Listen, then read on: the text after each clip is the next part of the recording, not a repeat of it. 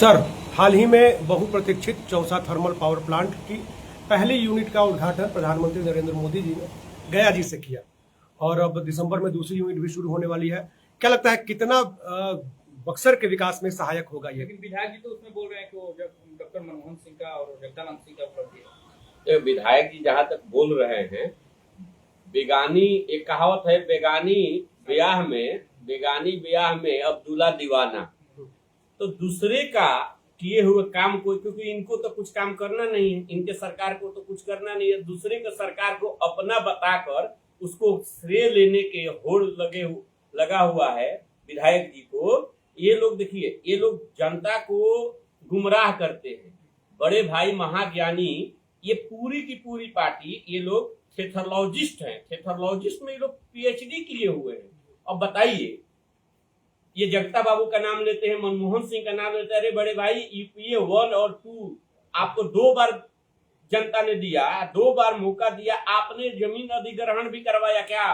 उसका कहीं नामो निशान है? कैसे कैसे आया है? प्रधानमंत्री जी आए, हमारे यहाँ के तत्कालीन जो सांसद थे, जनप्रतिनिधि लोग थे, सबके सामूहिक प्रयास से उसका आया और प्रधानमंत्री जी ने और हमारी सरकार ने उसका शिलान्यास भी किया और हम ही लोगों ने उसका उद्घाटन भी किया। और 22 तारीख को प्रधानमंत्री जी ने उसके 1 यूनिट को प्रारंभ कर दिया और चालू हो गया। और ये बेगानी अफराहट में कह रहे हैं कि हमारा है, मनमोहन सिंह को, जगता बाबू को श्रेय दे रहे हैं।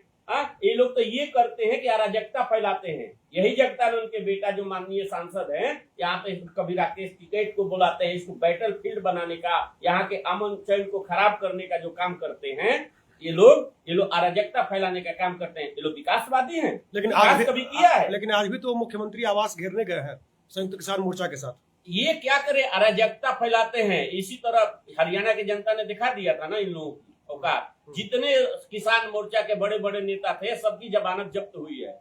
ये लोग अराजकता, इनको बाहर से फंड आता है अराजकता फैलाने के लिए, और उसके पैसा खर्चा करके इन लोगों को दिखाना पड़ता है। ना क्या चाहते हैं कि बीजेपी का या बीजेपी सरकार की अगर कोई भी विरोध करेगा तो राष्ट्र विरोधी हो जाएगा, वो अराजक हो जाएगा? बिल्कुल नहीं, विरोध करे ना। हम कहाँ कह रहे हैं कि विरोध न करे? विरोध करने वाले में दम होना चाहिए। विरोध किए थे जो प्रधानमंत्री इंदिरा गांधी को राजनारायण जी ने विरोध किया, कोर्ट के रास्ता से उनको अपदस्थ कर दिया। सुप्रीम कोर्ट ने प्रधानमंत्री को, उनके चयन को निरस्त कर दिया। तो कोर्ट जाकर करते थे जनता को गुमराह करके, जनता को, भोली भाली जनता को गुमराह करके कि वोट चोर, तो ये चोर, वो चोर।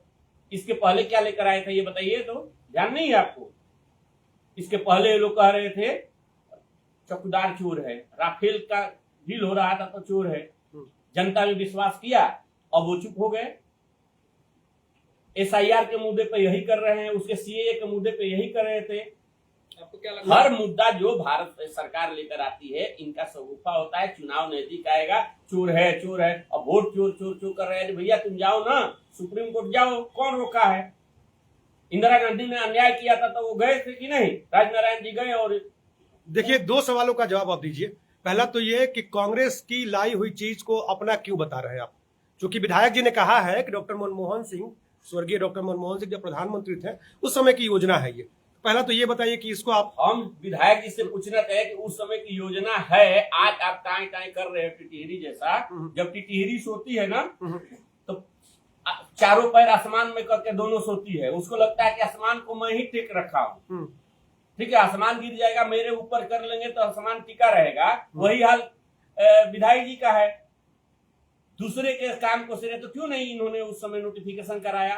क्यों नहीं विधायक जी उस समय भूमि मुआवजा के लिए बक्सर जिला डीएम ऑफिस में भी जाकर पूछिए तो उस समय कोई ऑर्डर आया था क्या? कोई ऐसी योजना बनी थी क्या? बिल्कुल नहीं। विधायक जी झूठ बोल ये रहे हैं। लोग बिल्कुल थेथरोलॉजिस्ट, ये टूल किट गैंग का हिस्सा है। ये थेथरोलॉजी कर रहे हैं बड़े भाई, थेथरोलॉजिस्ट के मास्टर हैं।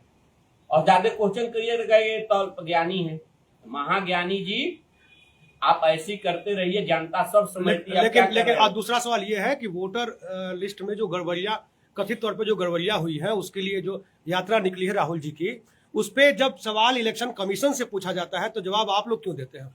इलेक्शन कमीशन से नहीं पूछा था। ये क्या कहते हैं कि इलेक्शन कमीशन हो, सुप्रीम कोर्ट हो, इनके मन अनुसार यदि फैसला नहीं आएगा तो भाजपा के साथ जोड़ देते हैं। अच्छा। आप अलोकतांत्रिक जितने संवैधानिक संस्थाएं हैं उन संस्थाओं को आप हमला करेंगे, मानेंगे नहीं, आरोप लगाना और चल देना, चोर किसी को बोल देना, ये कतई लोकतंत्र के हित में नहीं है। यदि आप में दम है तो सुप्रीम कोर्ट है ना जी, हाई कोर्ट है ना, आपकी दादी ने अवैध तरीके से जीत हासिल की थी, तो जो पीड़ित पक्ष था वो सुप्रीम कोर्ट गया ना, अच्छा। सुप्रीम कोर्ट से उसको न्याय मिला ना, अपदस्थ किया ना, तो आप इमरजेंसी लगाई। तो संवैधानिक संस्थाओं का हमला करना, उनकी हत्या करना इनकी पुरानी नोच है, या किसी को चोर बना देना। हर चीज पे चुनाव से पहले एक सगुफा इनका आता है, चोर चोर चोर। राफेल चोर कहे थे, निष्ठुरदार चोर है, राफेल में ये हो गया, छाती पीट रहे थे, फाड़ रहे थे। यही राहुल गांधी जी आज लालू प्रसाद यादव जी जेल गए तो क्या था, अपने सरकार का ऑडियंस फाड़ कर कूड़े में फेंके थे, यही फेंके थे ना। तो ये लोग कब क्या करेंगे? अच्छा, इनका कुछ बक्सर की बात करें सर, सदर विधानसभा सीट जो है बहुत मतलब हॉट सीट बनी हुई है आजकल। तमाम आपके यहाँ के प्रत्याशी हैं, 40-45 प्रत्याशी। विधायक जी यह भी दावा करते हैं कि वो बाद में उनके लिए वोट मांगेंगे, लेकिन सवाल यह है कि जिस व्यक्ति पे आप लोगों ने हमेशा आरोप लगाया कि चुनाव में जब पराजय हुई लोकसभा चुनाव में तो उनका योगदान था, उनको आपने पार्टी में ले लिया, तो क्या लगता है कि चुनाव पे ये प्रभाव नहीं डालेगा? नहीं, पार्टी में कोई भी आए, पार्टी में किसी आने के लिए हमारे दल का दरवाजा खुला रहता है। पाप धुल गए उनके? नहीं, पाप नहीं धुले, वो आए हैं और कोई कहता है कि हम आपकी पार्टी का काम करना चाहते हैं, सेवा करना चाहते हैं, कोई भी कर्ज करता है, आए पार्टी में काम करें, कतई इससे नहीं, हम लोगों को कोई विरोध नहीं। आपको लगता है कि स्टेबल है वो, लगता है आपको? अब इस पे हम टिप्पणी नहीं करेंगे। स्टेबल अभी तो हमारे पास आए हैं तो ठीक है, आए हैं काम करें, उस पे हम टिप्पणी नहीं करेंगे। सिर्फ विश्वास नहीं आपको उन पर? नेतृत्व ने, प्रदेश का नेतृत्व ने जब उनको ज्वाइन करा दिया तो अमरिंदर पांडे या कोई भी चौबे हैं, उनको विश्वास करने या न करने से कोई दर्द है ना, इस बात का दर्द है कि ज्वाइन करा के? कोई दर्द नहीं है। एज ए कार्यकर्ता वो भी आए हैं तो हमारे परिवार के एक सदस्य की बढ़ती हुई है, हो सकता है कि उनसे भी 10 वोटों का हमारे को पार्टी को इजाफा हो। लेकिन टिकट के एक दावेदार भी तो बढ़ गए। अब टिकट तो आज नहीं कर रहे, या पार्टी एक आ गई तो उनको टिकट ही दे देगी। कितने लोग आते हैं, पार्टी टिकट दे देती है। चलिए मान लेते हैं कि आनंद मिश्रा को टिकट मिल गया, तो आप लोग का क्या स्टैंड होगा? आनंद मिश्रा जो टिकट से चुनाव ही, वो खुद कह रहे हैं, पार्टी का सिर्फ नेतृत्व करता है कि इनको ये चुनाव नहीं लड़ेंगे, टिकट मांगने नहीं आए हैं, वो डिमांडे नहीं कर रहा है। तो आप लोग हम लोग चाहे इस पे बात, जब लड़ने वाला है और देने वाला दोनों कह रहा है कि ना मुझे लड़ना है, और देने वाला कह रहा है ना मैंने इनको देना है। लेकिन जो उनकी स्थिति रही है कि पहले मतलब निर्दलीय जनसुराज और फिर भाजपा और फिर कहीं और जाने की जो उनकी टेंडेंसी बनी हुई है, उसको देख के लगता है आपको कि मतलब वो आपको फायदा पहुंचाएंगे? ये हर लोगों का स्वतंत्र विचार होता है, और कोई आया कहाँ गया इस पे हम टिप्पणी नहीं करेंगे। वो खुद बुद्धिमान है, आप उनको जहाँ पे अपनी हित लगेगा, जहाँ पे विचार मेल खाएगा, तो वो सब लोग स्वतंत्र हैं आने जाने के लिए, उसमें कोई अच्छा, मुन्ना तिवारी जीतेंगे ना आपकी बात? बिल्कुल जीतेंगे। आप सर्वे कर लीजिए ना, आप जनता से पूछिए, एक रेडी वाला से पूछिए, एक फड़ी वाला से पूछिए, एक दुकानदार से पूछिए कि वो जीतेंगे कि हारेंगे। आप एक टेंट वाला से पूछिए, वो टेंट वाला एक लगाया था, उनका स्वजाती है, भाई है, वो कह रहा था कि पैसा मांगने जाते हैं तो कहते हो कौन सा शब्द है, रेहट की बाल्टी और मुंह लटका कर चले आते हो पैसा मांगने। क्या शब्द है भैया? आप विधायक हो, शर्म करो। किसी कोई कार्यकर्ता है, कर दिया, वो पैसा मांगने जाएगा तो आप उसको कहोगे कि रेहट की बाल्टी, और ऐसा आप शब्दावली या विश्लेषण देते हैं, कतई ये किसी भी जनप्रतिनिधि के लिए सही नहीं है। जवाब देगी समय पर, जनता दबा देवी। और आने वाला 2 महीना रह गया ना, 16 नवंबर के आसपास इनका पूरा विदाई समारोह भव्य तरीके से हम आयोजित करेंगे, और छोटा भाई होने के नाते हम उनको फेयरवेल देंगे, विदाई पूरा बढ़िया से करेंगे, बड़े भाई का पूरी जनता रहेगी। और उसी टेंट वाले को हम आग्रह करेंगे कि यहाँ 100% आपका मजदूरी, आपका मेहनताना मिलेगा, उसी टेंट वाले का टेंट लगवाएंगे और इनकी विदाई कराएंगे। अंतिम सवाल है, प्रियंका गांधी जी बोल रहे हैं कि बिहार में इस बार मैं तीज करूंगी। बिहार में तीज करूंगी इस बार। वो बिहार में तीज करेंगे कि इटली में करेंगे कि वाड्रा जी के यहाँ करेंगे कि सरस्वती के यहाँ करेंगे कि यूपी में करेंगे, उससे हमें नहीं है। स्वागत है, महिला है, तीज करेंगी तो अच्छा है, लेकिन दिखावटी नहीं होना चाहिए। तीज करे ना तो भारतीय संस्कृति और सभ्यता और जो बिहार की महिलाएं जिस भाव के साथ तीज करती है ना, वो भाव भी होना चाहिए, वो भाव भी झलकना चाहिए, आपका आचरण भी समझना चाहिए। आप यूरोपियन कंट्री या यूरोप कल्चर में रहिएगा, अच्छी बात है, भगवान उनको सुबुद्धि दे, तीज करें, अच्छी बात है, तीज करें, अच्छी बात है। एक बार आप लोग ही हल्ला किए थे जनेऊधारी ब्राह्मण।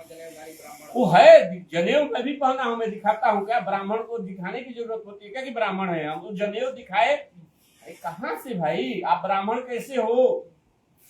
हिंदू बनते हो, दिखावती बनावटी हिंदू बनने से उनको परिणाम में उनको मिल गया। जो जैसा करता है जनता उसको ऐसे सूद जोड़ कर दे देती है, वो दे दिया। बक्सर में भी बड़े भाई मुन्ना तिवारी जो कर रहे हैं, जो किए हैं, वो दे दिया। हम लोगों को नहीं कहना है। आप वो 40 कैंडिडेट की बात कर रहे हैं, उनके अपने दल में पूछिए ना कि क्या हाल है भैया, कहाँ हो खड़े आप? 25 तो कैंडिडेट आपके दल में है, सब कहते हैं इनका टिकट तो कट चुका है। हम मनाते हैं कि आप मैदान में टिके रहें, मैदान में टिकिए, मजा आएगा लड़ने में, मैदान में टिके रहिए। पता चल जाएगा कि थेथरलॉजी का जमाना चला गया, गुमराह करने का जमाना चला गया। महाज्ञानी बड़े भाई कुछ दिन के रह गए हो। जैसे दीवा बुझने के पहले दीपक फड़फड़ाता है, फड़फड़ा लीजिए, इधर उधर हाथ पैर मार लीजिए। बक्सर की जनता को बकसिए त्राहिमाम कर रही है आपसे, और फेयरवेल पार्टी करने के लिए हम लोग तैयार।